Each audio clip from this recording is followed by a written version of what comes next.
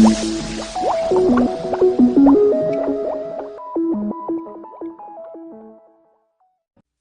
story reads like the script of some overblown daytime TV soap.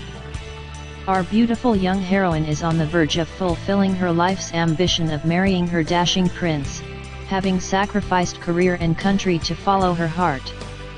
But the fates seem determined to conspire against them.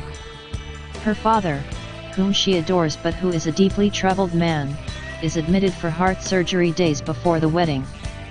Distraught, she turns to her mother, a solitary yet comforting presence, who flies to her rescue.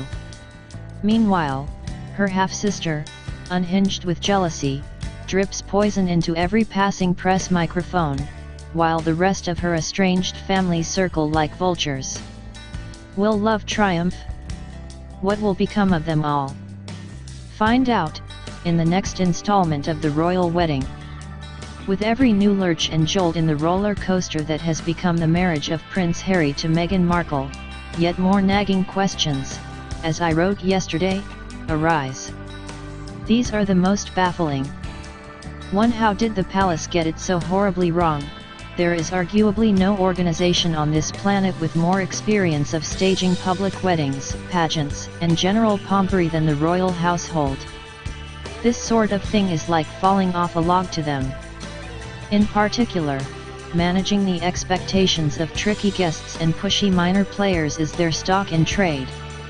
So why did they completely fail to see the problems inherent in the complex Markle family dynamics? Did no one stop to think of the implications of Prince Harry marrying a woman from a very different culture and class and take steps to minimize the impact on vulnerable individuals? Which brings me on to the next question. 2. Why did no one Google her family?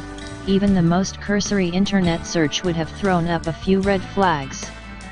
Could they not have taken at least a few steps to get them on side so that we wouldn't today be listening to Meghan's half-sister Samantha's deranged TV ramblings and her drug-addled half-brother Thomas Markle Jr.'s crazed letters to Harry painting her as a scarlet woman? What was it that stopped them? Incompetence? Oversensitivity?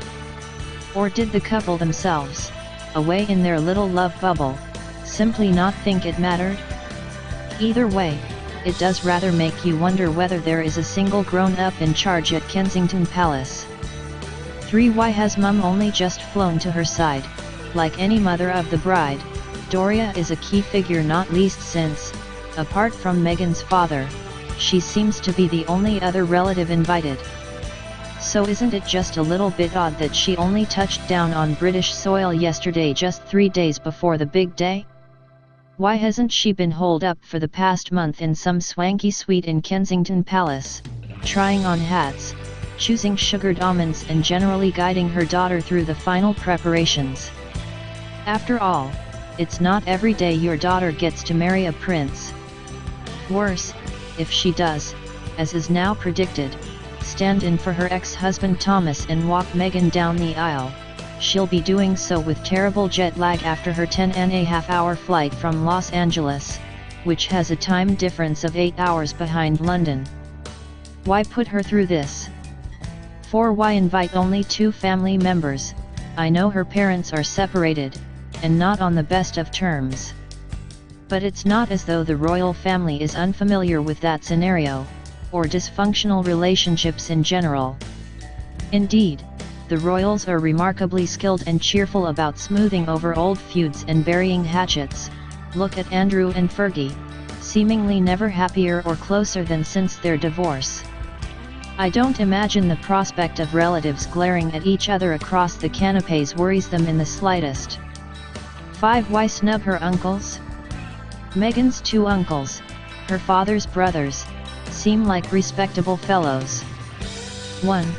Frederick Markle, 75, is a bishop admittedly of his own church, the Eastern Orthodox Catholic Church in America, which has around 40 members, but in some respects that could be to his advantage, since Her Majesty is also, of course, the leader of her own church. What an icebreaker. Meanwhile, Meghan's other uncle, retired U.S. diplomat Michael Markle, 78, seems positively normal, not to mention actively quite peeved by the snub, especially considering he got Meghan her first job at the US Embassy in Buenos Aires. "This whole invitation thing has not been played out very well," he said when it transpired that he had been left off the list in favor of celebrities such as David Beckham. "I never did anything to embarrass Meghan. It seems to me they handled the arrangements poorly. I couldn't have put it better myself." 6. Why hasn't Harry met her dad? Harry seems to spend his life flying all over the place, shaking hands with all manner of boring and questionable individuals. Surely he could have taken a few hours out of his schedule to have a beer with the father of his wife-to-be. I know it's never an easy dynamic, the relationship between husband and father-in-law, but you've got to start somewhere. And some awkward encounter at the altar is probably not the best place to first clap eyes on each other. 7. And when did Meghan last see him? Couldn't Thomas have been persuaded to come to the UK for a pre-wedding visit in the 6 months since the couple got engaged?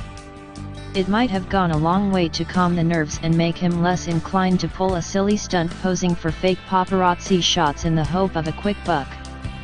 8. Why are Harry's childhood pals left out? Why have Harry and Meghan invited a raft of celebrities at the expense of their own generation of young royals? This really is baffling. You invite people you must surely barely know, for instance the Spice Girls, at the expense of childhood friends. In Harry's case, old muckers such as Freddie Windsor, 39, with whom he used to play as a child, and his sister, Lady Gabriella Windsor, 37, as well as Lady Davina Lewis, 40, the Duke of Gloucester's daughter, and Lady Helen Taylor. Even the Duchess of Cambridge's sister, Pippa, has been frozen out of the evening dew. Don't the couple want any real friends? Or do they just intend to spend their married life posing for selfies with Sir Elton John, who is invited? 9. Why aren't the right-on couple helping Dad? Why did Meghan not reach out, as Californians say, to her father? If the pair of them are so committed, as they never tire of telling us, to helping people with mental health issues, why have they not done anything to help her father, who has patently been struggling with this for some time? They say charity begins at home, and never was this more true than in the case of Thomas Markle. Even if he is one of those proud, stubborn fathers who struggles to accept help, couldn't she at least have helped him out a little financially to ease the pressure? 10. Why have a big wedding if they hate intrusion? This for me is the most obvious question of all. Harry has always said he hates all the scrutiny that comes with being a royal, and just wishes he could be in peace. He has been very vocal about media intrusion, and the negative impact on his future wife's well-being. And I have huge sympathy for him, especially given what happened with his mother. But why stage such an Instagram-tastic occasion complete with a Vogue-style engagement shoot, a £100,000 wedding dress, 600 guests, hot and cold running celebrities, and more expansive hype than Kim Kardashian's bottom? If they had wanted to get hitched quietly at Kensington Palace, it would have been perfectly possible. Instead, they've opted for the full Hollywood treatment. I'm sure it's all going to go splendidly. They only have themselves to blame if the whole world is watching now.